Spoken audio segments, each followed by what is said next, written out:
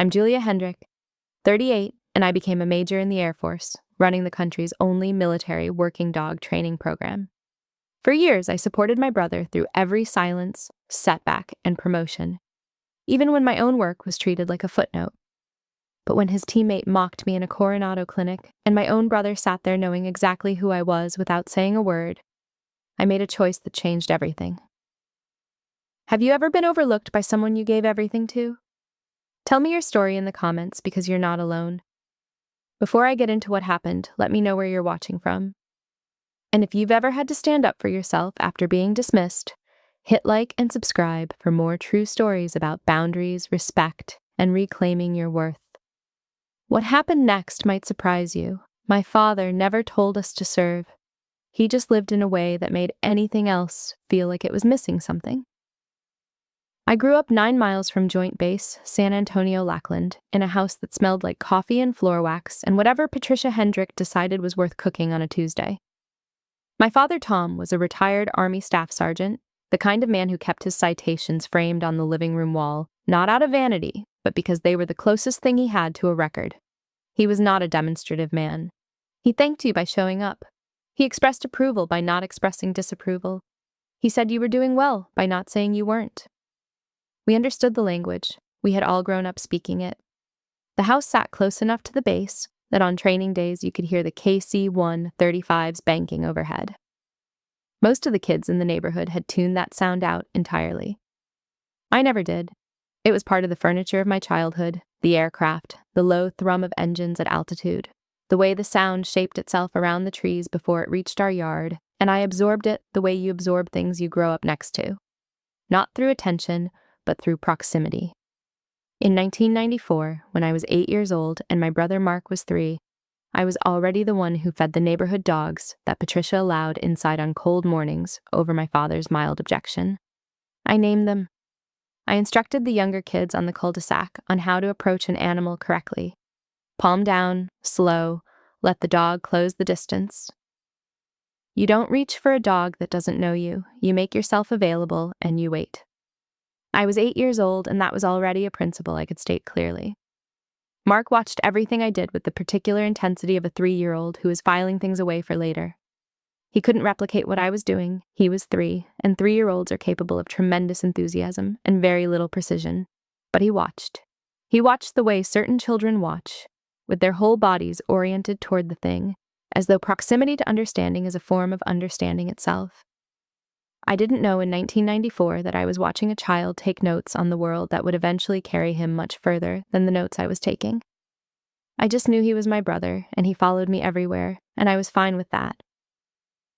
The shadow is not a diminishment when you're 8. It is a kind of company. The foundational dynamic of our relationship was established in that house. In those years, I organized, I protected, I instructed. Mark admired, imitated, absorbed, and eventually outgrew the scope of what I had taught him, though the leaving of it behind was so gradual that neither of us noticed until the distance between where he started and where he stood had become something neither of us knew how to measure. But in 1994, we were simply 2 children in a house near an Air Force base, and the world was small and legible, and there was a dog on the kitchen floor and Patricia was making something on the stove. My father's service lived in our house like furniture, unremarkable and load-bearing. His Army citations on the wall, the challenge coin from Desert Storm on his desk, the particular way he stood when he spoke to someone he respected, not attention exactly, but a full-body orientation that communicated he was taking the conversation seriously. He never pressed his service on us, never used it as a measuring stick, never said the word duty in the performative way of men who want you to understand they know what duty is. He just lived it, quietly, in the particular shape of his days, and I absorbed it in the direction of the work itself, the discipline of it, the persistence, the doing of a thing correctly because it was the thing in front of you rather than the identity. That distinction would matter later. It would matter in ways I didn't have the vocabulary for until I was well into my 30s. In 2003, I was 17 years old and a senior at Jefferson High School. A career fair brought our junior ROTC group to Joint Base San Antonio, Lackland for an open house. And while most of my classmates were pulling free pens off recruitment tables and looking at equipment they'd never touch again, I drifted toward a fence at the edge of an adjacent field where the base's military working dog demonstration unit was running a public exercise. I stood at that fence for 20 minutes. A Belgian Malinois was working through an obstacle course with a handler, low crawl, vault, tunnel, perimeter search. The dog moved like it had opinions about geometry. The handler wasn't directing it in the sense of overriding its decisions. He was with it. He was in the same conversation the dog was in, and the dog knew the difference. And the difference was visible in every stride. I had never seen a working relationship operate at that speed, at that precision, with that little visible effort. I watched it the way you watch something that answers a question you didn't know you were asking. I didn't tell anyone what it meant. I picked up an Air Force ROTC information card from a table near the fence and put it in my jacket pocket. That evening, I set it on the kitchen counter without saying anything. My father looked at it. He nodded once. That was the whole conversation. My brother Mark, 12 years old and convinced that adulthood was going to involve more explosions than it typically does, asked me if I was going to fly jets. I said I didn't know yet. I knew. I just didn't have all the words for it yet, and I wasn't interested in saying a partial version. I felt something settle inside me, like I'd found the right frequency. I enrolled at the University of Texas San Antonio in the fall of 2004 and entered the Air Force ROTC program. 4 years. I was not the loudest cadet or the most decorated. I was consistent and thorough, and I did the work precisely, and I did it again when it needed doing. I commissioned as a second lieutenant, 01, in May of 2008, 21 years old. I called my parents from the parking lot outside the commissioning ceremony before I'd even changed out of my uniform. My father said, "Good." My mother cried the way she cried at everything important, which was quietly and without apology. Mark, 17 and already restless, said he was thinking about the Navy. He was not thinking about the Navy. He was thinking about the SEAL teams, specifically, which is a sentence with a different weight and a longer timeline. July of 2009. Mark was 18 years old, and I drove him to MEPS on the morning he shipped to Navy boot camp. I was 22, a second lieutenant 13 months into my first assignment at Barksdale in Louisiana, still figuring out what I was doing and doing it with as much precision as I could manage. Mark had not slept. The drive was quiet the way early morning drives with people you love are quiet, not from discomfort, but from the weight of something about to change, and you both know it, and naming it doesn't make it easier to carry. Somewhere on the interstate, he asked me if I ever regretted it. I said no. He said he wasn't going to wash out. I told him I knew he wasn't. I meant both things. Before he went through the MEPS door, I gave him 2 things. A folded $20 bill for his first week and our father's challenge coin from Desert Storm, the one Tom had pressed into my hand at my commissioning ceremony 13 months earlier. I had kept it on my desk the whole time. I handed it to Mark without a speech. He pocketed it without one either. There was nothing to add that the gesture didn't already cover. That was the last uncomplicated morning of our relationship for a very long time. I was promoted to First Lieutenant 02 in November of 2009. That same year, Mark began his first BUDS attempt and was rolled back in Phase 1 with a stress fracture. He returned to fleet duty as an E3 seaman and went quiet through most of 2010 and into 2011. I knew without being told directly that he was at his lowest point. I wired him $800 when his car broke down in Virginia Beach. I didn't tell our parents. 2 weeks later, I received a text that said, "Thanks," with no punctuation. I kept it because I understood that from Mark, in that period of his life, a one-word text with no punctuation was the full transmission. I didn't need more. I told myself I didn't need more. I was getting good at telling myself things like that. In May of 2012, I was promoted to Captain 03, 25 years old, the same month Mark began his second BUDS attempt. I sent him a card. He didn't acknowledge it. I noticed and decided it didn't matter, which was the same thing I always did, and which was starting to accumulate into something I hadn't yet named. 2013, Mark completed BUDS at age 22. He called me the day he graduated, and his voice had changed in the particular way of people who have survived something and come out with more weight in their center of gravity. He was genuinely proud. So was I. 2014, I was assigned to the 341st Training Squadron at Joint Base San Antonio, Lackland. the squadron that trains every military working dog in the Department of Defense. I was a captain, 27 years old, and I was exactly where I had been pointing myself since I stood at that fence in 2003. I was also, that same year, a woman who sent a card to her brother and didn't hear back. Both things were true at once. My first week at the 341st, I was in a training lane watching a green handler work a young Malinois through a basic obedience circuit. The dog was distracted and the handler was tense, which was making the dog worse, which was making the handler tenser, the feedback loop you see in the first weeks before people understand that the dog is reading them faster than they are reading the dog. I stepped in and adjusted the handler's posture once. One correction. The dog responded immediately. I didn't explain what I'd done. I moved to the next lane. That evening, Mark called from Coronado, newly graduated from SEAL qualification training and cleared as an operator.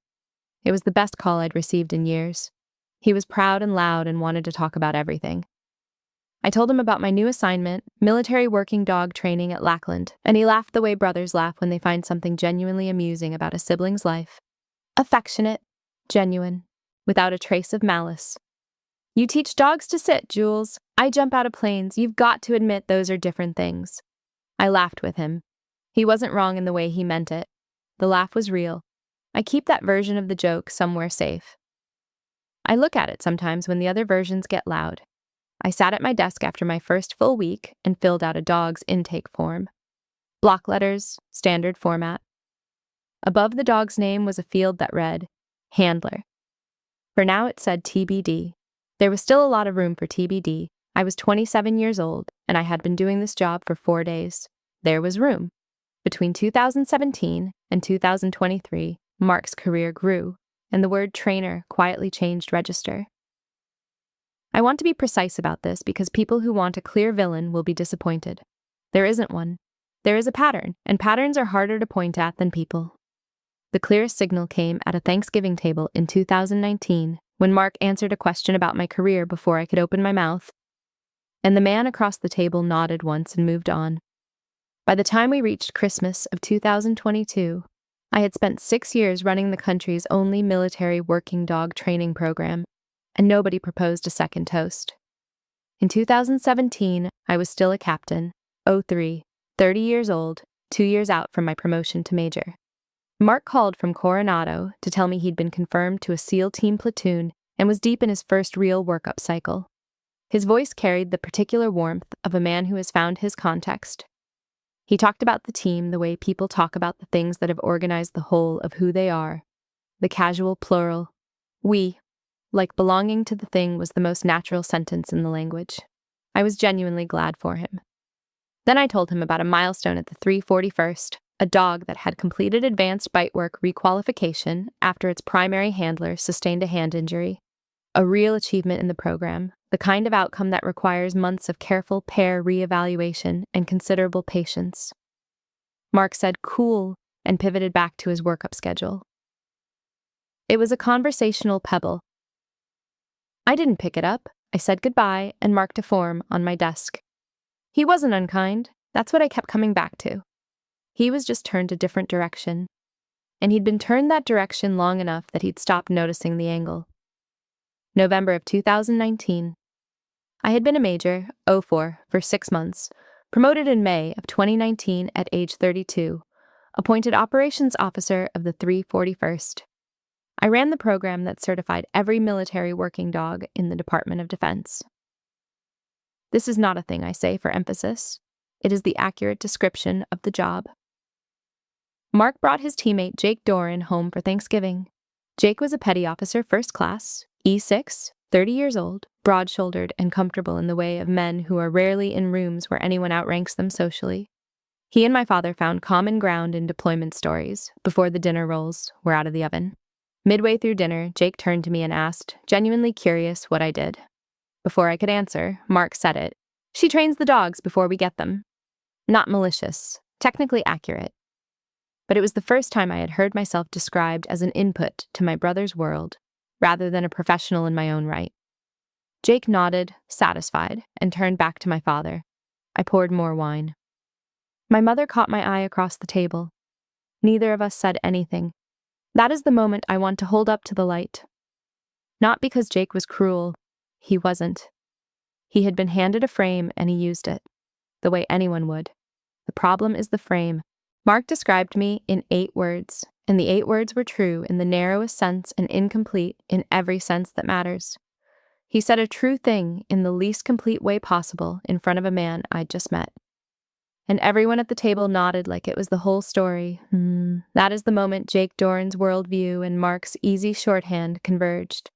And the moment I understood that the joke had an audience now, and the audience was reinforcing it. Late 2020. Mark was promoted to Petty Officer First Class E6. I sent him a card, handwritten with a challenge coin from the 341st tucked inside. A genuine gesture of professional recognition. This is what we give people when we want to mark an achievement in a way that carries weight. I mailed it to his command address. 2 weeks passed, no acknowledgement. Then a message arrived in our family group chat. PO1, thanks everyone. 7 words to 14 people. I was in the middle of a training assessment when the message arrived. I read it, set my phone face down, finished the assessment. That evening I looked at my sent mail confirmation for the card, then at the group text, then closed my phone. I've spent a lot of energy deciding things don't matter. I'm not sure I was ever honest about what that costs. 2022. I had just been reconfirmed as operations officer for another assignment cycle. The kind of professional confirmation that tells you the institution has decided your judgment is worth continuing to rely on. I called Mark to tell him. He picked up between workouts. I kept my voice casual and told him. He said, "That's great, trainer." Same cadence, same warmth in the delivery that had always made the word sound like affection, except that I was 35 years old, and I had been hearing it for 8 years, and on certain days it had started to sound like a ceiling. I finished the call in under 4 minutes. I didn't call him back that day or the next. 2 weeks passed before we spoke again, and neither of us acknowledged the gap. That is the part I returned to. Not the gap itself, the fact that we had both agreed, without discussing it, that the gap was normal, that the distance between us was something we were both comfortable letting exist. I wasn't comfortable. I'm not certain he was either. But we had decided not to say so, and that decision had a long shelf life. December of 2022. Christmas dinner at my parents' house in San Antonio. My father was 64 years old, and he stood at the head of the table after dessert with a glass of bourbon and raised a toast. He toasted Mark, his boy, the Navy SEAL, 7 years in the teams, the warrior in the family. It was a loving toast from a man who meant every word of it, and everyone lifted their glasses, and I lifted mine. Nobody proposed a second toast. Nobody mentioned the major in the Air Force who ran the country's only military working dog training program. Nobody mentioned that the dogs my brother's teams used in the field were certified under my command. I finished my wine, said goodbye, drove home alone on Christmas night. I didn't cry in the car. I didn't process it all the way down. But the drive home was the moment the weight became something I was carrying consciously rather than unconsciously. It had a shape now. I could feel the edges of it. I'm not looking for a toast. I want to be clear about that. But there's something about watching the people who know you best look right at you and still not quite see you. It sits different than being unseen by strangers. I sat in my driveway for 2 minutes before going inside. The neighbors' Christmas lights were on. The radio was off. I left my phone in the car. In October of 2023, a 4-year-old Belgian Malinois named Spike arrived at the 341st from Naval Special Warfare Command, in a state I had seen only 3 times in my career. Complete behavioral collapse. He refused the kennel. He froze on command. He flinched at sound, not aggressive, not dangerous, just broken in the specific way that combat environments can break an operational animal when the threshold for stress is crossed too many times with no adequate recovery window. The behavioral notes from his Coronado handler were sparse and alarmed. Refuses kennel, freezing on bite command, unpredictable stress response. His deployment record showed 6 months in the Sahel with Mark's platoon, elevated threat environment, multiple IED incidents in his area of operations during the rotation. I read his file before I met him. I walked into the assessment room alone. Spike was in the corner, not turned toward me, not growling, not attempting flight. He was pressed to the wall with the posture of an animal that has decided engagement costs more than the return justifies. I know that posture in dogs and in people both. It is the posture of something that has recalibrated its baseline to assume that whatever comes next will be the thing that finally costs too much. I sat down on the floor 12 feet away from him and did nothing for 22 minutes. At the end of 22 minutes, Spike put his chin on his paws and exhaled. That was all. That was the first data point. I wrote in my notes, candidate for individual recovery program. I'll run it myself. No one questioned the decision. I run one of these per year, at most. The next morning I began. I've seen dogs come back from deployment in rough shape before. But Spike had that particular kind of quiet that tells you the dog isn't broken. He's decided the world stopped being worth the risk. That's a different problem, and a harder one. The recovery was not linear and was not quick. Month 2, he re-entered a kennel voluntarily for the first time. I wrote one line in my recovery log. He went in on his own, did not latch the door. Month 5, his first successful bite work repetition in 4 months. I noted the time, the handler distance, the trigger word used. Month 8, a loud vehicle backfire near the training lane sent him into a freeze that lasted 40 minutes. I sat with him on the floor of the lane the entire time, not touching him, not speaking, just present, just there. That is the whole technique sometimes. You show up and you stay. Month 11, Spike ran a full operational scenario, kennel, bite command, perimeter search, crowd navigation, without error.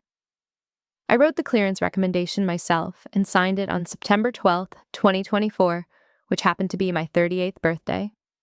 38 years old, and I signed a dog's clearance papers with the same hand I'd been using my whole career. The morning I handed his leash to the transport handler, Spike pressed his forehead to my knee. I noted it in the log. Release day behavior, calm, affectionate at departure. Operationally sound, I didn't write what it felt like. 11 months. I have his chart memorized the way other people memorize addresses. I didn't do it to be seen. I did it because it needed doing and I was the one who knew how. That's the only reason I've ever needed. 2 weeks after clearing Spike, I received TDY orders from the squadron's training liaison. Quarterly retraining evaluations at Naval Amphibious Base Coronado. 3 operational Malinois, 3 days, beginning October 7th, 2024. I didn't know Spike was on the list until I pulled the case files the following morning. I read his name in the first column and kept reading. The names of the handlers weren't in the file, routed through the liaison on a need-to-know basis. I packed my kit and booked my flight. I did not think about my brother stationed at Coronado. It didn't occur to me because Mark had never once mentioned Spike's name to me in 11 months of working his dog. He didn't know I was running the recovery. I didn't know he was the handler's teammate. The collision at the center of this story was not engineered by anyone. It is simply what happens when 2 people in the same military world never speak honestly about what that world contains. Not once, in 11 months of working his dog, did my brother ask what I was working on. Not once. October 7th, 2024, 38 years old. I arrived at the base veterinary clinic at Naval Amphibious Base Coronado in civilian travel clothes, jeans, gray pullover, evaluation kit over one shoulder. I was early for my meeting with the clinic's chief veterinary officer, and I pushed through the door into the waiting room. My eyes went to the dog before anything else. I knew his build before I could read his tag. Belgian Malinois, high drive frame, the particular way his ears sat. I had measured those ears with a soft tape as part of his intake documentation in October of 2023. I knew that dog from the floor up. He was sitting at a man's feet. The man, Petty Officer First Class Jake Doran, E6, 35 years old, Mark's teammate, saw me crouch toward the dog and misread the situation entirely. He tightened the leash, smiled the smile of a man performing competence for an audience, and said it clearly. "He's ended men, lady. Stay back." His partner laughed. I didn't look at the partner. I looked at the dog. I said one word. "Spike!" The Malinois' head snapped up. His ears went forward. He ripped the leash out of Jake Doran's hand, not aggressive, not startled, just purposeful. Crossed the waiting room in 3 strides and pressed his forehead to my knee, exactly the way he had on release day. The room went quiet in the specific way of rooms where something has happened that nobody expected. I looked up and I saw my brother. Mark was sitting 3 feet from Jake. He had been there when I walked through the door. He had recognized me the moment I came in, and he had not said a word. Not my name, not my rank, not the single-syllable jewels that would have taken less than 1 second to produce and would have changed everything about the next 30 seconds in that room. He recognized me and chose to let it run. Lieutenant Colonel Sandra Okafor, the clinic's chief veterinary officer, 49 years old, born March 8, 1975, walked out from the back corridor into that silence and took in the room in a single look. She addressed Jake directly. "Petty Officer Doran, this is Major Hendrick, Operations Officer of the 341st Training Squadron. She's the one who rebuilt him." Jake's face reconfigured. Mark stood very still. The smirk I expected. I'd been underestimated in waiting rooms before.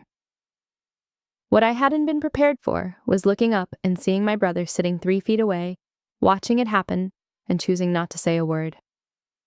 I walked down the hall with Lieutenant Colonel Okafor toward the pre-eval briefing room. Spike walked beside me without being asked. I set my kit on the table and opened the first case file. Okafor asked if I needed a minute. I said I was fine and asked about the pre-eval vitals. I wrote the date at the top of my notepad twice, crossed the first one out, and started again. That was the only tell. Everything else was the job. I have always known how to do the job. That has never been the question anyone needed to ask. In the hours after the waiting room, I did not confront Mark. I conducted my pre-eval briefing with Lieutenant Colonel Okafor, reviewed my notes, and returned to my temporary quarters as though the day were ordinary. It was not ordinary, but I know how to produce ordinariness when it's required, and I produced it for the remainder of that day. That is not a small skill. It is one I have spent years developing, and on October 7th, 2024, I was grateful for it. Lieutenant Colonel Sandra Okafor ran a clean briefing. Schedule, protocols, documentation requirements, chain of custody for evaluation results. She knew what had happened in the waiting room. She didn't address it directly. Midway through the briefing, she paused and asked, with the particular precision of someone choosing words deliberately, "Do you need any adjustments to the schedule?" "No, ma'am. Let's move through the protocol." She nodded once and continued. That was all she needed to do. She treated me, from the moment she walked into that waiting room, as the senior officer I was. In a day that had contained several small failures of recognition that mattered more than I can explain efficiently. She is the only person in the story who witnessed the waiting room and immediately responded to my rank rather than to my genes. When the briefing ended, she stood and offered her hand. "Good work on the recovery program, Major. That file was impressive." I shook her hand and thanked her and meant it without reservation. After 2,100 hours, I was in my temporary quarters with my evaluation binder in my lap. I realized I hadn't opened it. I set it on the nightstand and sat on the edge of the bed and looked at the wall for a while. The thing I kept coming back to was not Jake. Jake was a stranger. A stranger makes an assumption based on incomplete information, and you correct it, and that is the end of the story between you. What I kept turning over, sitting on the edge of a bed in temporary quarters on Naval Amphibious Base, Coronado, was the sequence. Mark saw me. Mark recognized me. Mark chose silence. Not once, in a moment of surprise, but continuously, for the full duration of Jake's smirk and his partner's laugh and my crouching toward the dog. Mark sat in that chair and let it run, and the only explanation that fits all the evidence is that saying my name, in that moment, in front of Jake Doran, would have cost him something. It would have required him to acknowledge out loud that the woman in jeans with a kit bag is the reason the dog his team relies on is operational, that she is not a support function or a preliminary step, that she is Major Hendrick, Operations Officer of the 341st, and she runs the program that makes his world possible. He looked at his boots instead. You can survive the strangers. It's the people who know you, who know exactly who you are and choose to say nothing, that stay with you. I thought about a lot of things in that room. The card with the challenge coin I'd sent for his promotion to Petty Officer First Class that arrived in a group text. The Christmas dinner where our father stood up and offered a toast. The 8 words at the Thanksgiving table. She trains the dogs before we get them. I had been telling myself for years that these things didn't matter, and I'd gotten very good at the telling, but sitting in those temporary quarters in Coronado, I finally heard how much energy the telling required. That energy was not free. It had been coming from somewhere, and I had been paying for it a little at a time without ever looking at the bill. I called MSTT Ray Gallego late that evening, my senior NCO at the 341st, 44 years old, born November 14, 1979. I called him ostensibly to check on a training protocol update I'd asked him to handle before the TDY. He gave me the update. There was a pause, and Gallego said, "How's Coronado, ma'am?" "Fine, straightforward eval." "Got it!" We talked shop for 10 more minutes. When we hung up, I realized the call had made me marginally steadier, though nothing had been said about what was actually happening. Gallego had worked with me for 4 years. He could read the gap between my words and my voice without needing the gap explained to him. He stayed on the line. That's the whole of what he did. It was precisely enough. Day 2 of the TDY, October 8th. I ran the morning session, 2 dogs, not Spike, both performing within standard, and submitted the preliminary notation by 1100. During a break in the early afternoon schedule, Mark found me in a corridor near the training bay. He'd come in from the adjacent range, still in his kit, and there was something in the way he was moving that told me this wasn't accidental. He'd been waiting for an opening. He said, "Hey." I returned it. He said he hadn't known I was the one running the evaluations. I said, "I know." He began to form something, the shape of an acknowledgement starting to appear at the edges of what he was saying, and then he stopped himself. I watched him stop himself. The sentence he was building started to say something real, and he pulled it back before it could arrive. He said it was good to see me. I told him I'd have the Day 2 results submitted by 1700, and kept walking. I did not look back to see his expression. I didn't need to. That exchange confirmed what the waiting room had suggested. Mark is not indifferent to having failed me. He simply does not yet know how to be accountable for it. There is a meaningful distance between those two things, and in that corridor, he was standing at the near edge of it, looking across at me from a position he couldn't figure out how to leave. The second evaluation session that afternoon included Spike. I ran him through the full protocol: kennel compliance, bite command, perimeter search, crowd navigation. He performed without error, measurably, documentably, by every standard on the evaluation form. I wrote my notation in clear block letters. Operationally sound. All parameters within certification range. Recommend full active status continuation. I didn't write about the 11 months. The form says what it needs to say. He passed everything, every single measure, at or above threshold. And I thought, writing the notation, this is what 11 months looks like when you do it right. It doesn't look like anything remarkable from the outside. It just looks like a dog doing his job. That's exactly what it should look like. I walked Spike back to the handler station and gave his lead to the transport handler. Spike looked back at me once before the handler let him out. I noted it and kept walking. There was more to do, and I was going to do it. At 2200 hours, back in my temporary quarters, my evaluation binder was open on the desk and Spike's Day 2 notation was complete. I capped my pen. Outside the window, the lights of Naval Amphibious Base Coronado, and somewhere past them, the ocean. I sat with the window for a while before I went to sleep, watching the lights and thinking about nothing in particular, which is the closest thing to rest I know how to manage on a TDY night when the day has been the kind of day that day was. On the final day of the Coronado TDY, I completed my evaluations cleanly, submitted my paperwork, and made a decision that required no announcement and no audience. I was not going to reach out to Mark. Not with a conversation, not with a confrontation, not with an explanation of what it had meant to walk through that door and be met with his silence. I would board my return flight to San Antonio and leave the space between us exactly as he had shaped it. That was the decision. I made it over coffee in the temporary quarters at 0600 on the morning of the 9th, and I didn't revisit it once during the day. The third and final evaluation day. I worked through the remaining 2 dogs on my list, systematic, thorough, documented to standard. I submitted my final evaluation reports to Lieutenant Colonel Okafor's office by 1300 hours, received her signature of receipt, and thanked the clinic staff by name. The administrative handoff was clean. Okafor walked me to the clinic entrance and shook my hand at the door. "Safe travels, Major." I thanked her and meant it without qualification. 3 dogs evaluated, 3 certifications confirmed, including Spike. The mission objective was met and the paperwork was clean. That's all a TDY needs to be.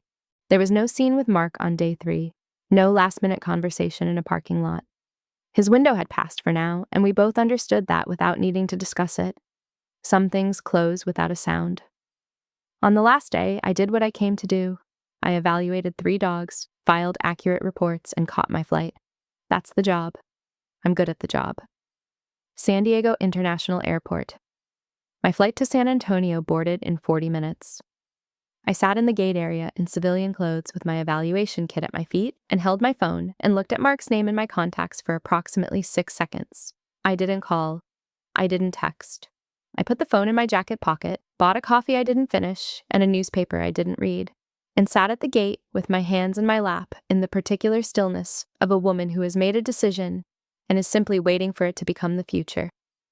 I sat in that terminal, and I realized I'd been the one reaching across the distance between us for a very long time. The cards, the calls I made first, the warmth I extended into silences he left without filling, the $800 I wired to Virginia Beach without telling anyone, the challenge coin I put in a handwritten card for a promotion he acknowledged in a group text. All of that reaching, all of that effort in one direction, and what I had collected from it was a vocabulary of small diminishments that I had spent years deciding didn't count. I was tired. Not angry. Anger would have been cleaner, something with an edge I could identify. Just tired in the way of a person who has been spending energy in one direction without adequate return for long enough that the account is running low. The choice I made at that gate was not about punishment. It was about the particular exhaustion of pretending the distance is normal when it isn't, and the particular relief of stopping. Back at Lackland on October 10th. The TDY was logged, the reports filed, the chain of custody for the evaluation results closed.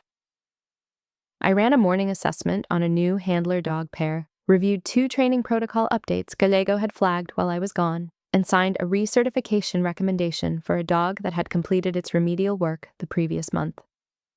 My routine was normal and intentional. I did not contact Mark. I didn't tell anyone at Lackland what had happened in the veterinary clinic. Gallego watched me across the week and said nothing beyond what was required by the work. He made sure the coffee was ready when I arrived each morning, which was a kindness delivered in the specific language of the man. Work is the thing that has always made sense to me. Not because I use it to avoid things, I want to be careful about that framing, because it isn't accurate, and I don't want to give the wrong impression of who I am, but because it asks something real of me and gives something real back, which is the only transaction I have ever found consistently reliable. That week, I needed something that gave back. The assessment lanes gave back. The dogs gave back. Gallego's steady presence gave back. The work gave back, the way it always had, in every posting, in every year of my career, when everything else was complicated. 2 days after I returned, on October 11th, a text message arrived while I was sitting in my car in the Lackland parking lot after a 2-hour assessment. I was still in my working uniform, evaluation binder on the seat beside me, and the message came through while I was writing up the session notes. "Hey, trainer," that was something. I read it twice. I set the phone face down on the passenger seat. I sat there for 3 minutes looking at the dash. Then I picked it up, set it back down, went inside, ran the afternoon handler rotation, returned to my car, and read the message a 3rd time. I wrote back 3 words. "Good eval, Mark." No punctuation. I pressed send and I sat for another moment before I started the car. This is what I was declining with those 3 words. The performance. "Hey, trainer" is not a message from a brother who understands what happened in that waiting room. It is business as usual. The same opener, the same register, the same implied geography, as though we are both standing in the same place we've always stood. And the events of October 7th were something that happened to someone else. I was not going to pretend I hadn't moved. I was not going to supply the warmth that would make it comfortable for him to remain where he was. I later learned that, in his quarters at Coronado that same evening, Mark sat with those 3 words for a long time. He read them more than once. He knew me well enough to understand the specific weight of what I was not saying. And what I was not saying was everything he had said in the waiting room, which was nothing. He did not respond that night. 3 words was all I had, and I meant every one of them. My car in my driveway, engine off. The sent message still on the screen, "Good eval, Mark," in gray on the left side of the thread. I left the phone in the car and went inside and made dinner and went to bed early. In the weeks after the TDY, both Mark and I sat with the silence between us. I later learned that word had traveled at Coronado. By the end of the first day, the waterfront had heard the story of the Air Force major who walked into the veterinary clinic and had Spike run to her like she was home base. Mark confirmed the details. His sister, Major Hendrick, operations officer of the 341st Training Squadron at JBSA Lackland, the woman who ran Spike's 11-month behavioral recovery program. And the reason Spike was operationally active rather than retired from service at age 4. The team's response, as Mark later told me, was immediate and uncomplicated. Respect. Several of the men asked him about the recovery process, what that work looks like from the inside, what it costs the handler running it, and how you know when a dog that is shut down is ready to come back. Mark answered the questions he could. He answered more than he would have a month earlier, because he was finally starting to understand the answers. I was not in those rooms, but I would learn later that the people around him, the community he had spent his career using to define himself as the warrior in the family, did not share the hierarchy he had built around the word trainer. They recognized what I had done for what it was: expert work, essential work, the reason their teammate's dog came home functional. None of them had a word for it, except the obvious one: impressive. It did not land on me directly, but it landed on Mark. I later learned that Jake Doran came to Mark privately a few days after the clinic. He said he had not known who I was. Not just that I was a major, but that I was the one who had rebuilt Spike. The realization had settled on him gradually as he put the pieces together. The way Spike responded, the name Okafor used, and the fact that she described the recovery as my work, not just a program's work. He said he felt like an idiot. Mark said he knew. Then Jake asked the question that did the work. Why didn't you say something when she walked in? From what Mark later told me, he did not answer right away. He sat with the question long enough for Jake to understand that a quick answer was not coming, and when the answer finally came, it was the honest one. I don't know. I think Jake's question did one clean thing. It reflected the specific failure back to Mark in a voice that was not mine. Mark could not redirect it toward me or fold it into the complicated history between us. The question was simple: what did you do, and why? Jake is not the villain of the story. He made an assumption based on a frame he'd been handed by someone he trusted, and the frame was wrong, and he was willing to sit with that wrongness without building a case against it. That is its own kind of integrity. I hold no anger toward Jake Doran. At Lackland, I was back in rhythm. A new handler cohort, 7 pairs, second week of training. I moved through the lanes with my evaluation binder, making corrections, adjusting timing, watching pairs build the relationship that would eventually be the difference between a successful deployment and a failed one. Gallego watched me from the observation deck that week and told a colleague, in a moment I wasn't present for, but heard about months later. She's not sad. She's decided something. He was right. I would not have used that word. I would have said I was reallocating effort, redirecting energy from the things I couldn't change to the things I could, but it means the same thing. I stopped spending energy on what I couldn't fix and put it back into the work. The lanes, the dogs, the handlers finding their footing, the 10,000 small calibrations that go into building a functioning working pair. One afternoon in that second week back, I stayed with a handler named Senior Airman Walsh through an extended session. His Malinois was refusing a crowd navigation exercise, skipping the final corridor, pulling toward the exit. Walsh was frustrated in the visible way of young handlers who take a dog's behavior personally. I made him run it again without changing anything, so he could feel what the failure actually was before I told him. Then I told him. The failure was in his own posture when he turned the final corner, a slight forward lean, a tightening in the shoulder, the unconscious communication of a person who is not sure they are safe. The dog was reading it and responding correctly. Walsh ran it again with his shoulders back and his weight even, and the dog completed the corridor without breaking. Walsh looked at me with the expression I have seen on 100 handler faces, the expression of someone who has just understood something true about the relationship between their inner state and the animal reading it. I wrote nothing in my binder. I moved on. 2 weeks post-TDY, I stayed late in my office and pulled Spike's complete recovery file from the pending archive. I read it from the beginning: intake assessment, daily session notes, the setbacks, the breakthroughs, the 40-minute freeze on the training lane floor, the gradual reconstruction of a dog who had decided the world wasn't worth the risk. 3 notebooks in my own handwriting. I took approximately 90 minutes. At the end, I held the last notebook for a moment and looked at the first page and the last page, the distance between them, the work of getting from one to the other. Then I set it on the archive pile and initialed the label. I read every entry, not looking for something I'd missed, just reminding myself what it was, what I built. Not for anyone else, I built it because it was worth building. That is a thing I needed to say to myself clearly, out loud in an empty office, and I said it. Then I filed the notebooks and turned off the light. Before I left that day, I stopped at Gallego's desk and told him the shape of what had happened in the veterinary clinic. 4 sentences. A colleague's smirk, a dog that remembered me, my brother in the room, and staying silent. I told it the way I would brief any situation. Clear, minimal, without editorializing. Gallego listened. He didn't tell me Mark was wrong, or that I was right, or that I should do anything in particular. He just looked at me for a moment and then said what he said. He'll get there, or he won't, but you already know who you are. Good night, Ray. I walked to my car in the late afternoon light. I was not rushing. I was not looking at my phone. For the first time in weeks, I felt like I was walking at my own pace in my own life, occupying the full width of it, rather than the careful, managed portion I'd been allowing myself. That is a small thing to notice and a larger thing to feel. 1 week after the TDY, a photograph arrived.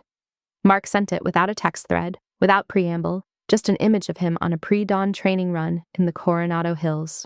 The path ahead of him lit by early light, shot from behind as though he'd stopped mid-run and turned his phone around. He's done this run 100 times. It's the kind of effort you make when you want to document that you're trying. Below the image, a message. Not, hey trainer. My name. Plain. The way he said it when we were kids, and things between us were uncomplicated. Jules, I watched you walk in and I didn't say a word. I've been thinking about that since. I'm sorry. I was eating breakfast when it came through. I set my coffee down and read it twice more. Then I went to work. I came home. That evening I read it a 3rd time. The apology didn't surprise me. The accuracy did. He named exactly what happened. Not, I didn't know what to say. Not, Jake was out of line. Not, the situation was complicated. He identified the specific moment and the specific choice. No soft edges around the perimeter, no explanation cushioning the point. That mattered. The precision of an apology is the thing that tells you whether the person giving it actually understands what they did. A vague apology is a permission structure. A precise one is a reckoning. Mark had given me the second kind, and I knew the difference between them. I spent the lunch hour the next day at the 341st, drafting my response. I wrote it 4 times, not because I was uncertain about what I wanted to say, but because I wanted to say it right without saying it in a way that would close a door I wanted left open. The final version was 2 paragraphs. I told him what 11 months of Spike's recovery cost, not as an accusation, but as information he didn't have. I told him I hadn't run the program to be visible to him, but that his invisibility of me, consistent, practiced, performed in front of Jake and at family dinners, and in 100 phone calls over the years, had accumulated into something I couldn't keep absorbing. I told him I was glad he apologized. Then I said the thing that had been sitting unspoken for a very long time. 11 months. I went in every morning and I left notes in my own handwriting, and I sat on the floor of that kennel when he froze and didn't move until he came back. I didn't do that for you to see. But it happened in your world, Mark, and you never asked once what I was working on. I sent the message and went back to work. That was the right order of operations. Mark called 3 days later. The connection was clear and he was sitting down when he called, which I could tell from the quality of the quiet behind his voice. He started something and restarted, not from confusion, but from the effort of getting it right. I let him. He told me he hadn't known the extent of Spike's behavioral damage until he read the pre-evil reports from my TDY, that he'd known the dog was getting rehabbed at Lackland and hadn't thought to ask for more than that. He said he was telling me this not as an excuse, but because he wanted me to know the shape of the ignorance, not indifference, but a failure to think to ask. I said what I said. I know you didn't know, but you didn't ask either. No, I didn't. No defense after that, no pivot. He stayed with it. We talked for 90 minutes, the longest real conversation we'd had in years, not about family logistics, not about deployments or promotions, but about what we meant to each other, and what my career actually was, and what it contained and had always contained. He asked questions he had never asked before. I answered them in full, without the careful editing I'd applied to everything I said to him for years. We stayed on the phone until he had to go, and when we hung up, neither of us said anything that tried to wrap it up neatly because it wasn't neat yet, and we both knew that. A few days after that call, I phoned my mother. Patricia, 62 years old, born October 3rd, 1961. I didn't call her to brief the situation or manage the family narrative. I called because she was my mother and she had been present for most of the story without knowing it was a story, and I had been alone with it long enough. She said she'd noticed something was off at Christmas. I said I knew. She said she should have said something. I said I wasn't sure what there was to say, and I meant it. There's a version of being seen that requires the person doing the seeing to know what they're looking at. We talked for 40 minutes, and at the end, she asked whether things were better with Mark. I said I thought we were becoming honest with each other, which I thought was better than better. She was quiet for a moment. Then, I'm proud of you, Julia. Not, I'm proud of both of you. Not, I'm proud of the whole family. My name, my work. Without anyone else attached to the sentence. I said thank you, and I meant it in a way I hadn't expected to need to. It was a small sentence, and it did something large. I stayed on the line for a few seconds after she said goodbye, listening to the empty connection, and then I put the phone down. She said it like a statement of fact, not a consolation prize. I want to be honest, it landed differently than I expected. Better, more solid.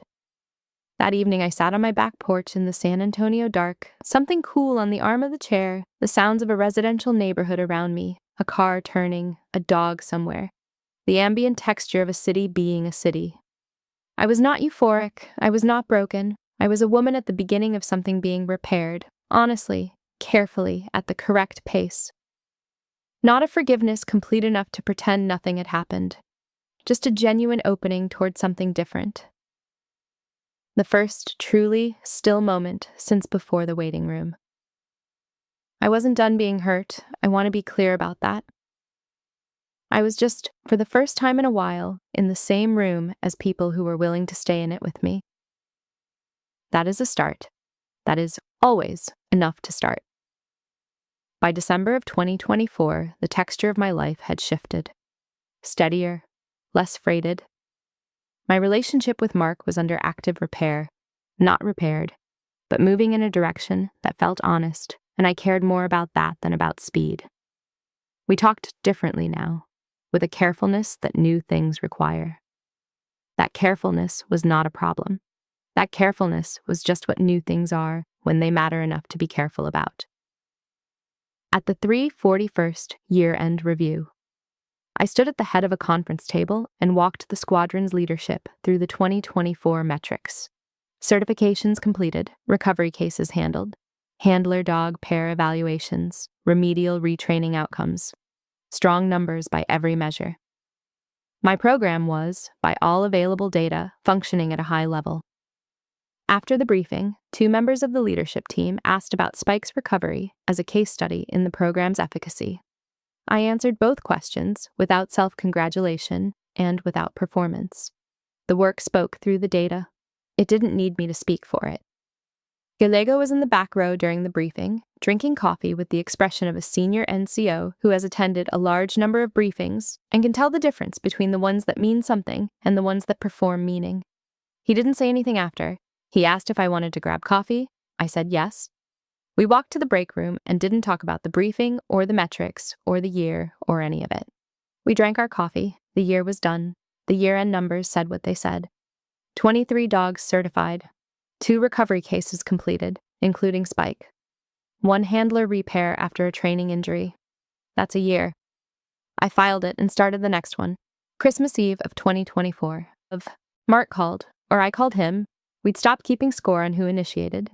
This call was different from every Christmas call before it. He asked me about the intake process for behavioral recovery cases, what I look for in the initial assessment, how I decide to take a case myself versus assign it. I answered in detail. He asked follow-up questions. He was listening, not waiting for a pause to redirect, but tracking the information and building on it. Asking the questions of a person who actually wants to understand what the work is rather than what to call it. The call ran longer than either of us had planned. At the end, I never knew any of that. You never asked. I know. Not a dramatic exchange. Two people beginning to speak a language they should have been speaking for years. It sounded like the beginning of something, and that is exactly what it was. January of 2025. New intake year, 8 handler dog pairs, first bond building week. On the third day, I was observing from the lane edge when I stopped at lane 4 and watched a young airman first class, barely 20, earnest in the way of people who were trying very hard to do something right for the first time, working a hesitant Malinois who wouldn't make eye contact. The handler kept trying to redirect with a toy. The dog kept looking away. The offer and the withdrawal, over and over, a conversation that wasn't landing because one side of it was talking too much. I watched for 4 minutes. Stop redirecting. Just sit with him. The handler sat down. The dog, after a moment, looked at her. I moved on, but I stayed with the image, a hesitant Malinois, an inexperienced handler, the moment of stillness before trust, and I found myself thinking about the floor of a kennel and 11 months of entries in my own handwriting and a waiting room in Coronado, where a dog pressed his forehead to my knee. I've done this job for 11 years. I've watched close to 400 pairs come through those lanes. But every time I see that first moment, the dog deciding to look, it's the same feeling. Every single time. February of 2025. Late in my office, reviewing a protocol update for next quarter's evaluation cycle. I opened my email and started a new draft to mark. Subject line, question for you. I typed, do you think? And stopped. I read what I'd written. I closed the draft unsaved and sat with the blank screen. The question I couldn't quite form had to do with the waiting room, not the logistics of it, but the thing underneath. Whether he would have said something if Lieutenant Colonel Okafor hadn't walked out and said it for him. Whether the change since Coronado was real change or situational accommodation. Whether 7 years of, hey trainer, was a habit he'd grown out of now, or a belief he'd revised the expression of. I didn't send the email. I turned the question over instead, as I had been doing for months and felt it beginning to lose its urgency. Not because it stopped mattering, but because I was starting to matter to myself in a way that didn't depend on the answer. I kept circling a question I couldn't quite land. When you're the person nobody introduces at the dinner table, and the dog still runs to you, does that mean something to anyone but you? I didn't know yet, but I was getting closer to not needing it to. March of 2025. Early morning at Lackland before anyone else arrived. I walked the training lanes alone. 46 dogs at current intake, most of them asleep or quiet in the pre-dawn calm. I stopped at a kennel mid-row, a 3-year-old Malinois named Colt, 2 weeks into his advanced track. He looked at me through the mesh. I crouched down and held 2 fingers to the wire. He pressed his nose to them. I stood up, put my binder under my arm, and walked toward the operations building as the sun came up over the flight line. The world was not different, but I was looking at it from a different place than I'd been standing before, and the view from that place was steadier and more honest and much less dependent on whether anyone else in the frame could see me clearly. The thing I kept turning over, when was the last time anyone in that room knew who I was before I had to prove it? And then, for the first time, the question shifted into something quieter and more useful. Does that still need an answer? In April of 2025, the 341st Training Squadron held its quarterly military working dog graduation ceremony. 8 handler dog pairs in the ceremony courtyard at Lackland. Handlers in service dress uniform. Dogs at formal heel. I stood at the podium. I did not give a long speech. I said the thing that was true, because that is the only thing I know how to say when someone has put a microphone in front of me and given me a reason to use it. A dog does not pretend to trust you. It either does or it doesn't. Every pair standing here earned both sides of that. The handlers received their certifications. Photographs were taken. The dogs, to no one's surprise, held their positions more precisely than the humans. I shook hands down the line. When I reached the handler from lane 4, Airman Torres, 20 years old. First assignment, the one I had told in January to stop redirecting and just sit. Her Malinois leaned into my hand as I passed. I noted it without comment and moved to the next pair. The dog remembered. Dogs always do. That's something people underestimate about this work. After the ceremony, Torres caught up to me in the corridor outside the courtyard. She was holding her certification folder with both hands, looking the way people look when they've rehearsed something and aren't certain the words will come out in the right order. She told me that in January, when I told her to stop redirecting and just sit with her dog, that was the moment everything clicked into place for her. The patience of it, the stillness of it. She hadn't understood before that session what it meant to be with the dog rather than directing it. She'd only just learned from Gallego, who had mentioned it to her handler cohort, that I was the one who had written the behavioral recovery protocol that her dog had been rehabbed under before he came to the 341st. She wanted me to know it mattered. I listened. I thanked her. Then I said, "You did the sitting. That was the hard part." She left. I stood in the corridor for a moment with the noise of the ceremony dispersing behind me. The work has a direction that reaches past me. I had known this in the abstract for 11 years. Sometimes you need it to walk up and say so directly. Sometimes it takes a 20-year-old in a dress uniform, holding a certification folder to tell you that the thing you did mattered, not in the moment you did it, but months later, in a lane she doesn't know you were thinking about, with a dog she doesn't know carries your handwriting in his recovery file. The drive home from Lackland that afternoon, late April, warmth coming through the open windows, the city moving around me the way San Antonio moves on a Thursday afternoon. I was not replaying the ceremony or the corridor. I was not turning over the waiting room or the Christmas dinner or Mark's boots or any of it. I was thinking, loosely, about what I wanted for dinner and whether I had coffee at home. And then I noticed I was not bracing. For years I had driven home from work, running quiet calculations, what had been minimized, what needed defending, whether the work I was doing was being seen by the people who were supposed to see it. That calculation was gone. I didn't know exactly when it had stopped. I just knew that driving home in the April warmth, with the radio on and the windows down, I was simply fine. That word, fine, carrying real weight for once instead of performing it. I want to be specific about this. I didn't walk away from anything. I didn't win anything. I didn't teach anyone a lesson or receive a vindication that arrived on schedule. I just stopped spending energy on the question of whether I was enough and put it back into being enough. That's all. It turns out those are very different activities, and for a long time I had confused them. Late April of 2025. Mark called on a Tuesday evening from Coronado, his voice carrying the lightness of someone moving toward good news. He told me Spike had been selected for a specialized high-value assignment, the kind that goes to the best-performing military working dogs in the Naval Special Warfare Inventory. He'd been tracking Spike's post-evaluation performance metrics since my October TDY. The certification I had submitted in October of 2024 was the direct basis for the selection consideration. He wanted me to know. He said it the way you say something important to someone you respect, directly, without softening it or wrapping it in a joke to make it easier to deliver. The October certification you filed, that was the direct basis for the selection. I wanted you to know that. That's good news. He earned it. We talked for an hour, about the assignment, about the new intake cycle at the 341st, about our parents. Mark asked if he could come to San Antonio in the fall. I said yes, without hesitating. When we hung up, I was still in the same chair I'd started the call in, and the room was the same, and the evening was the same, and I was not particularly changed by the conversation. I was just at home in my own life. That was enough. Later that evening, I sat at my kitchen table. Not writing, not reviewing anything, not running calculations or planning tomorrow. Just a cup of coffee going cool in front of me in the quiet of a Tuesday night. I want to speak to you directly about what I know now, because it is the kind of thing that takes a long time to arrive at and sounds simple when it does. And I think it's worth saying clearly, once.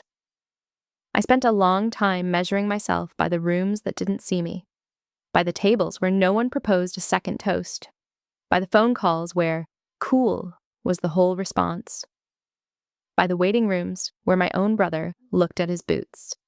I kept waiting for the accounting to come from somewhere outside myself, from some external ledger where the work was properly recorded and the credit properly assigned. And then a dog crossed a veterinary waiting room and pressed his forehead to my knee. Not because I announced myself, not because someone vouched for me first, not because the room was paying attention or the right people were watching, because I had done the work and the work was real. And some things, most things actually, know the difference. You will too if you stop looking at the rooms and start trusting the work. That's the whole thing. That's all I've got. My kitchen. Mark's name still on the screen. Coffee on the table. I didn't pick the phone up. I just sat with it for a moment and then I got up, put the mug in the sink, and turned off the light. That's my story.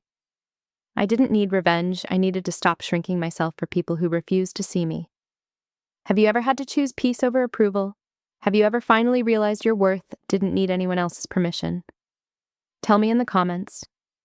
And if this story hit home, like, subscribe, and stay with me for more true stories about self-respect, hard choices, and finding your voice again.